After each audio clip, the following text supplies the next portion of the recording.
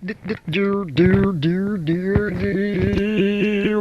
Roto on the mix. DJ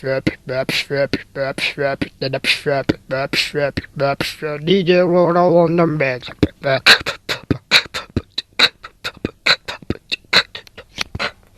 DJ Rodel on the mix. Hello! Magandang umaga sa inyo, mga ka-DJ ko dyan. Yan. Ayan, mega shoutout dyan sa aking million viewers in the place to be. Once again, I'm your DJ Rodel R. Na nagsasabing, I love you. Dito lang yan sa WWLS FM 11.1 Forever. So mga ka-DJ ko, September 1, yan. Beer na po tayo mga ka-DJ ko. Mega shoutout dyan. So papalapit na po ang Pasko mga ka-DJ ko. Pagsapit ng beer na ganito mga ka-DJ ko, papalapit na ang Pasko, no? So mga ka-DJ ko, ayan, papalabas na rin si Jose Marichan. Ayan, ang inaabangan nating singer na walang iba, the best singer of the world, Jose Marichan. Ayan, lumalabas lang po yan sa araw ng beer. Ayan, mga ka-DJ ko. Diyan lang siya sumisikat mga ka-DJ ko, ah. Si Sir Jose Marichan. Ayan, diyan lumalabas ang kanyang mga kanta, no? Marami siyang kanta about sa Christmas, no? Ayan. Thank you so much sa aking mga viewers dyan. So patuloy po tayong manood sa aking video. Huwag pong kalimutang mag-thumbs up mga ka-DJ ko. So meron po tayong babasahin na liham naman mga ka-DJ ko. Meron po tayong babasahin na liham. May nagsulat na liham. Ipapangalan na lang natin sa pangalang Nene. Yan. Galing ng US ang nagpadala ng sulat. Yan. Ito medyo nakakatawa mga ka-DJ ko. Ang liham na pinadala nito. So kadalasan sa ating mga Pilipino, no, pag nasa abroad tayo, kailangan natin ng may tipid, no? Mautak at matipid, siyempre, no? Nandiyan ang pagiging madiskarte natin, no, mga ka-DJ ko. Yung tipid ba? At saka yung mautak na kailangan natin talaga dito sa ating pag-abroad, no? Kailangan natin yan. So, mga ka-DJ ko, meron tayong liham na nakakaiyak at nakakatawa, mga ka-DJ ko. Ayan. Tungayan nyo, mga ka-DJ ko, sa sobrang tipid niya, mga ka-DJ ko. So, ito, dalawang mag-ina nasa US, mga ka-DJ ko. Nasa US sila, yung dalawang mag-ina. Ang nagpadala nito si, pangalan na lang nating Nene, no? So, dalawang mag-ina, andito sa US, America. At hinihintay nila ang pagdating ng pamilya nila.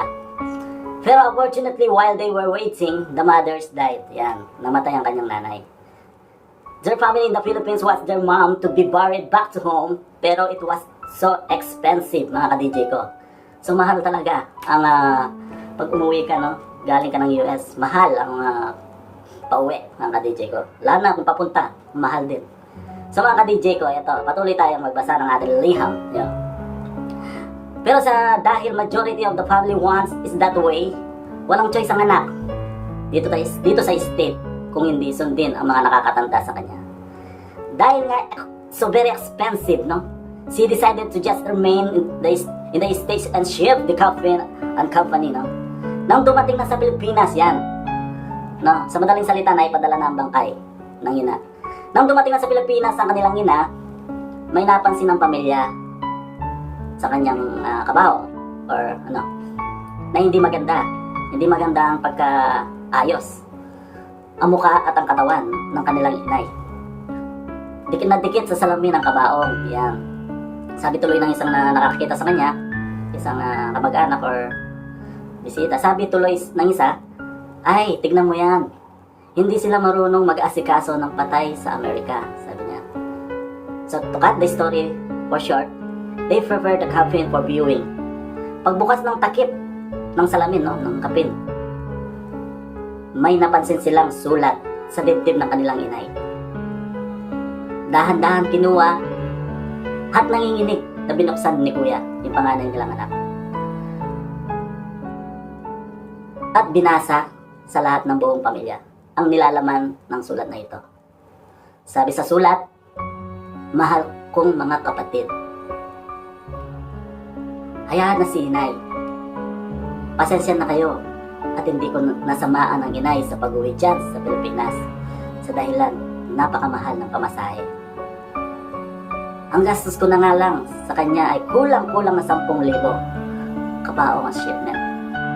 Ayaw ko nang isipin pa ang eksaktong halaga. Anyway,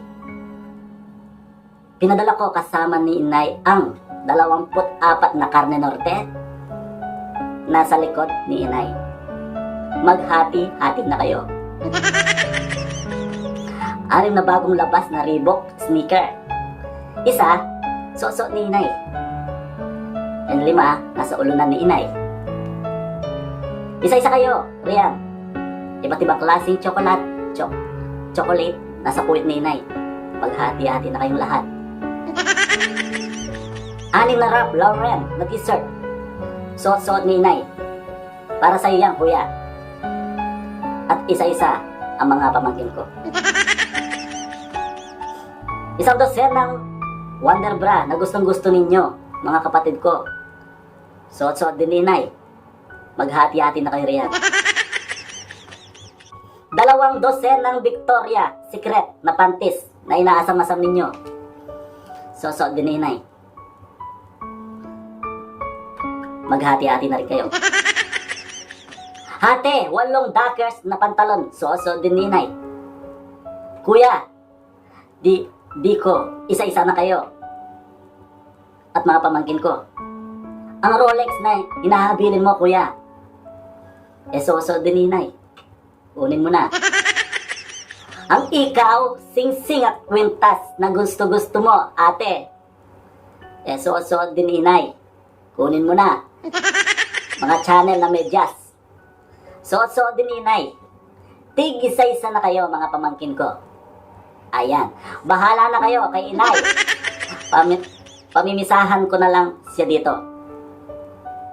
Balitaan nyo na lang ako pagkatapos ng libing. Nagmamahal na kapatid. Nene. Yan.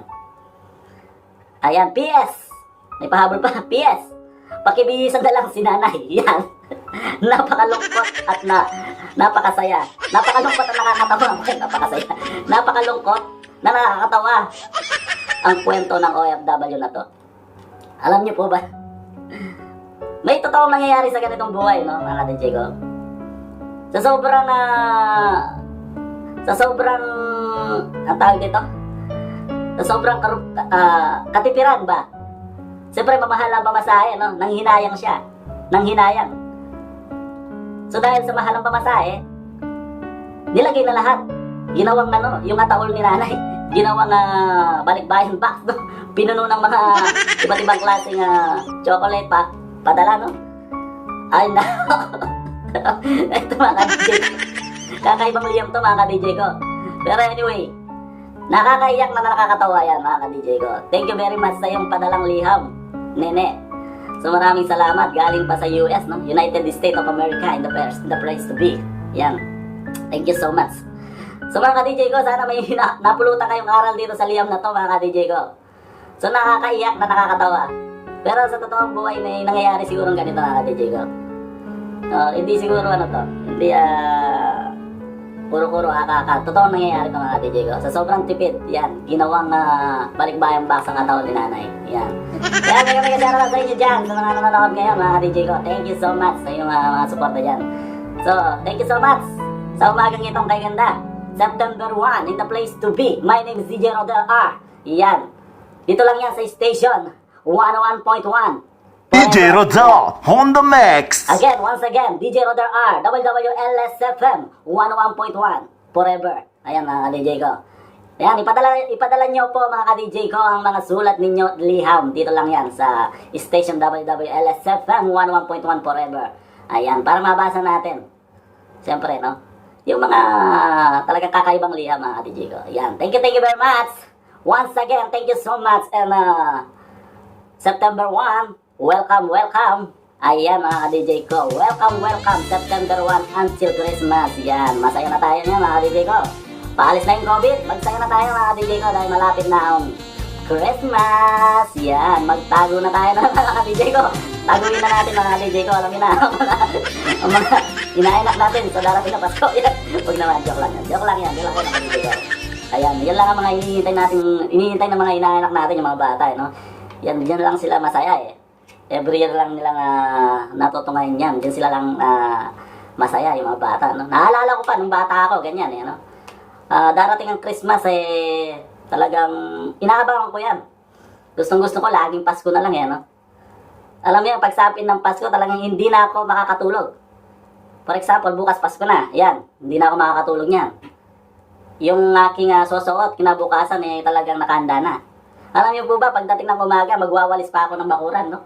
Ayun ang pinakamasakit, mga ka-DJ ko, nung maliit ako. Naranasan ko to. Malaki kasi yung lupain ng lolo ko, lola.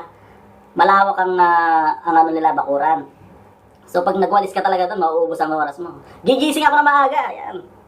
Magwawalis muna kami bago kami magmamano sa... Kasi uso nun magmamano ka. Lalabas ka sa daan, sa mga bahay-bahay.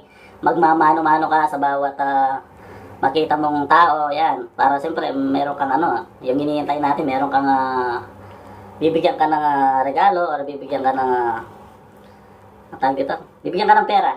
Ayan. Aguinaldo ba ang tawag doon? Ayan. Gigising ako na mga ganon. Walang lalabas hanggat, walang magbibihis sa amin.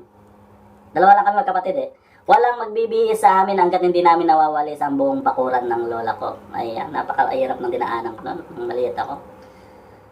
So pagkatapos kong magwalis, doon pa lang ako magbibihis, no? Doon lang ako maliligo. Pawis na ako bago ako makabihis, ayan. After that, yun, pagkatapos na magwalis, yun, doon na ako magbibihis, no? Masayang-masaya na ako, no? Lalabas na ako, yan. Lalabas na ako, oras na. Ubus na pera. Ay, mga ka-DJ ko, kinuwento ko lang ang aking buhay-buhay ng bata ako nung nagmamano ako every Christmas. Yun lang kasiyahan ng mga bata naman, no? Every Christmas, no? Kasi yun ang pinamulat sa atin, no? Ng magulang natin, no? Magmamano, lahat ng mga kasalubong mo, lolo, lola, ninong, ninang, yung mga ninong ko noon talagang agilapin ko kung saan sila. Kahit nasa sulok pa ng agilapin ko. 100% naman, bibigyan ka naman Kasi Pasko nga, di ba? Ayan, makakarami ako nun, masaya na ako. May dala-dala pa akong mga bag na paglagyan ng pera. So, napakasaya rin ng buhay nun, bata ako. Ngayon, wala na Hindi na uso yata ngayon magmamano ka na lang No, bibigyan ka lang ng piso, masaya ka na ngayon, bibigyan ka ng 100. Kulang pa sa'yo magbuburaot ka pa magbubuisit ka pa No, masaya-saya na, piso lang. Masaya ka na, binigyan ka na ng ginagawa ng piso ng ninong mo. Ngayon kapanahonan ngayon, magmamano ka, bibigyan ka ng 100, ibabalik lang sa'yo ng inahin ako. Ibabato lang sa'yo. Kaya mga DJ ko, napakasaya na dito. Ang sarap nung balikan ng dati. So thank you so much mga ka-DJ ko. Thank you so much. Sana na may natutunan kayo mga ka-DJ ko sa liyam na to. So sa susunod, magbabasa ulit tayo ng liyam mga ka-DJ ko. So thank you so much mga ka-DJ ko. Ganito muna mga ka-DJ ko. Thank you so much.